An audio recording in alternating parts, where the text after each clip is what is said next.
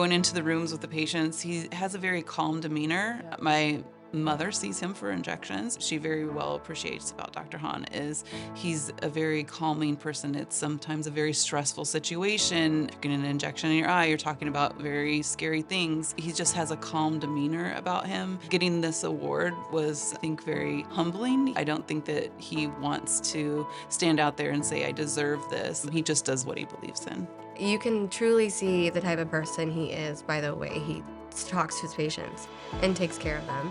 And on my side of it, you know, we are adding surgery patients on that can lose their vision. Whenever I'm talking to him about that, he's always willing to, I mean, he does surgeries on his days off, his weekends off. If a patient has to have surgery on a Saturday night, he'll do that, and he will bring the patient in the next day to see how they're doing. If that doesn't show you what kind of surgeon he is, I mean, he's just there, and he's great, and he's truly there for the patient.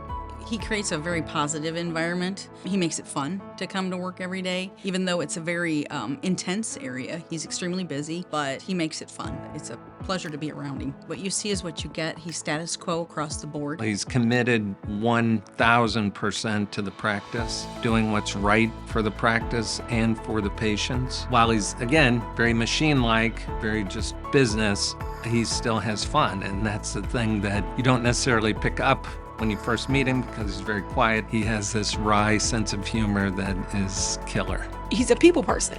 He's funny. He is a jokester at times. A lot of times in clinic, I mean, it can be stressful moments, stressful times. He does little jokes in the hallway. He laughs at me because I'm a grandma, so he calls me grandma. When we tell people that he's really funny, they're kind of like, really? Because he's pretty quiet, but he's like a quiet goofball. Like, I live in Manitou, and he calls me Kendra Many Toes. Just finds little things to be funny. You like to nickname people? Yes. Can you tell us a couple of the nicknames that you've given your staff? GCAT for Grandma Katrina. She's a young grandma. I heard she has a nickname for you. Yes.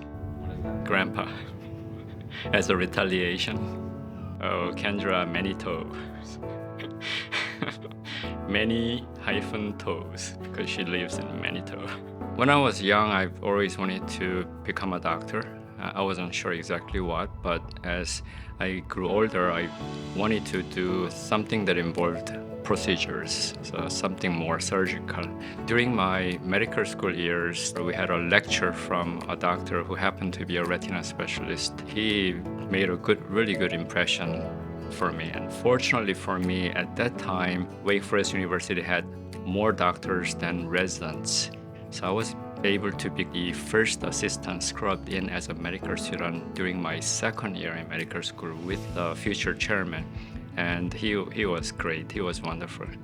Definitely the reason why I ended up becoming a retina doctor. He's a retina specialist, so he does a lot of injection treatments on his patients. Some sessions, 40 patients are getting shots in the eye, so he's in and out. So he's been nicknamed the Ninjector because, I mean, he does a lot of injections. We call him the Ninjector because he's like a ninja with his injections. Oh, the injector. For like ninja, injector, because he does so many injections and he does eye injections, obviously, for the medication. Do you like that nickname? I don't mind it. I do so many injection treatments in the office. I take it as a badge of honor.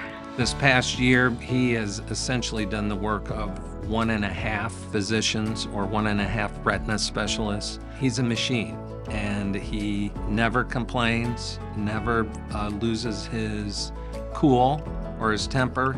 He is always cool, calm, and collected, and just goes about his business all day, every day. His interaction with staff, patients, visitor, administrative people is always calm, businesslike, but with inevitably a touch of very dry, very pointed humor sometimes too.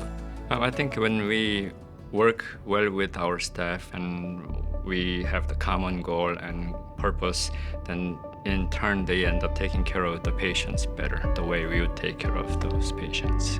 So it's very important for us that the staff are felt respected and needed, and that they are wanted here at Illinois Eye Center. Since I've been here, he's been committed to research. He has been someone that seeks out research opportunities and then is very supportive of the right opportunity. I think that's a big thing, is that he's not here just to do any research.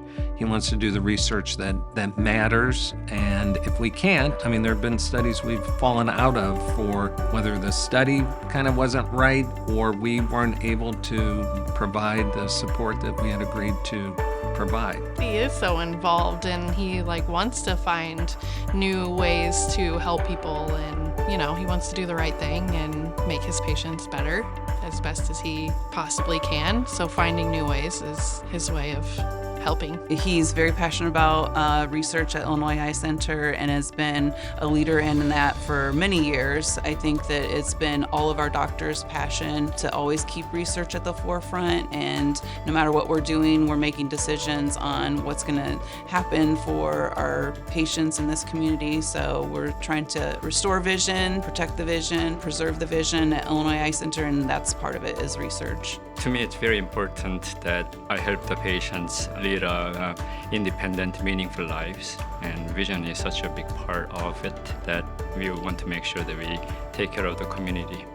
I got an email from the Illinois Cancer Care with Cancer Care, 2 words put together, and Rock Docs. So I thought it was a scam and I deleted that email. I am excited, although I do not enjoy having this much attention on me, but this is, yes, extremely fun. Dr. Han, you're our rock doc. Woo!